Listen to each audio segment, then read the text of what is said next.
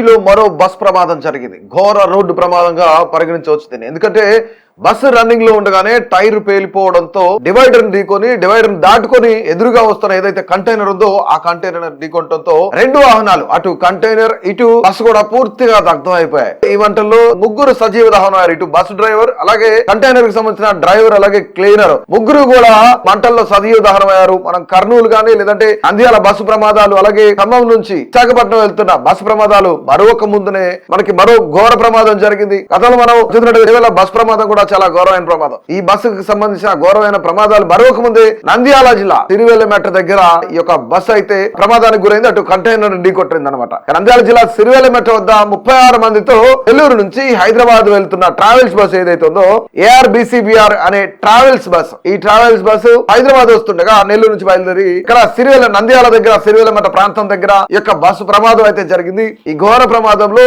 ఇటు bus driver, అలాగే ఎవరైతే కంటైనర్ డ్రైవర్, అలాగే క్లీనర్ ఉన్నారో వీళ్ళు ముగ్గురు కూడా సజీవ దహనం అయ్యారు. వీళ్ళ మృతదేహాలను గుర్తుపట్టలేనంత పరిస్థితిలో కూడా ఉన్నారు. అటుగా వెళ్తున్న DCM డ్రైవర్ ఎవరైతున్నారో అతను రాడ్ తీసుకొని బస్సు మిర్రర్స్ బ్రేక్ చేయడంతో అక్కడున్న ఏదైతే బస్సులో ప్రయాణిస్తున్న 36 మంది ప్రయాణికులు సురక్షితంగా బయటపడ్డారు. కొంతమందికి గాయాలైనప్పటికీ కూడాను వాళ్ళందరినీ కూడా ఎక్కడైనా ఆసుపత్రిలో జాయిన్ చేశారు. పూర్తిగా ముఖ్యంగా మనం చూసినట్టు ప్రమాదం జరగడంతో బస్ కి మంటలు పూర్తిగా అంటుకున్న ఈ బస్సు అయితే పూర్తిగా దగ్ధం అయిపోయింది. ఇక్కడ ముఖ్యంగా మనం గమనించవచ్చు, DCM డ్రైవర్ రావడంతో అతని చేతిలో ఉన్న ఐరన్ రాడ్ ఏదైతుందో ఐరన్ రాడ్ తో దాన్ని బ్రేక్ చేయడంతోనే అక్కడున్న ప్రయాణికులంతా కూడా సురక్షితంగా బయటపడ్డారు.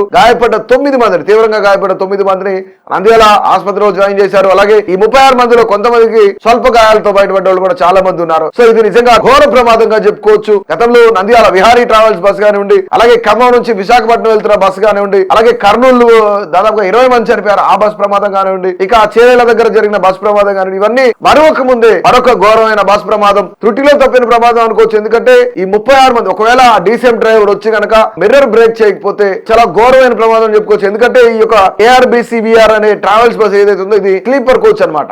నిజంగానే వీళ్ళందరూ నిద్రలో ఉండే పరిస్థితి ఏంటి, పెద్ద సౌండ్ వచ్చినప్పుడు కూడా AC బస్ కాబట్టి కొంతమేర అది క్లోజ్డ్ గా ఉంటుంది, సౌండ్ కూడా వచ్చే పరిస్థితి లేదు. వాళ్ళంతా కూడా లేచి ఆ మిర్రర్స్ బ్రేక్ చేసుకునే లోపే జరగరాని ప్రమాదం అయితే జరిగిపోయి ఉండేది. ఎవరైతే DCM డ్రైవర్ వచ్చి కాపాడినట్లే అనుకోవచ్చు. ముఖ్యంగా ఇక్కడ 36 మందితో హైదరాబాద్ వెళ్తుంది ఈ యొక్క ఏదైతే ARBCBR ట్రావెల్స్ అనే బస్సు. ఇందులో దాదాపుగా ముగ్గురు సజీవ దహనం అయ్యారు. ఈ మధ్య కాలంలో అనేకమైన బస్సు ప్రమాదాలు తరచూ జరుగుతూనే ఉన్నాయి. అయినా సరే ఇక్కడ బస్ ఫిట్నెస్ గానీ లేదంటే బస్ కి సంబంధించి సేఫ్టీ ఉందా లేదా అనేది కూడా చెక్ చేసుకోవడం చాలా కీలకమైన అంశం. ఎందుకంటే ఈ మధ్య తరచూ బస్సు ప్రమాదాలు ఏ విధంగా జరుగుతున్నాయో అందరం చూస్తా ఉన్నాం. ఎందుకంటే ప్రతి ఒక్కళ్ళు కూడాను ఇంటి దగ్గర నుంచి సేఫ్ గా మనం అనుకున్న గమ్యస్థానానికి రీచ్ అవ్వాలనుకుని ఉంటాం. దాదాపుగా ఇక్కడ వీళ్ళంతా కూడా ఈ 36 మంది కూడాను యాప్ లోనే బుక్ చేసి రెడ్ బస్సు ఇలాంటి యాప్స్ ఏవైతున్నాయో ఇలాంటి యాప్స్ లోనే బుక్ చేసుకున్నారు అనేది ప్రధానమైన సమాచారం. ముఖ్యంగా ఈ 36 మంది కూడాను ప్రస్తుతానికైతే ప్రయాణికులు ఎవరు కూడా ఇందులో ఎలాంటి మరణించినట్టు కూడా లేదు. ముఖ్యంగా ఎవరైతే డ్రైవర్స్ ఉన్నారో 2 డ్రైవర్లు, అలాగే ఆ కంటైనర్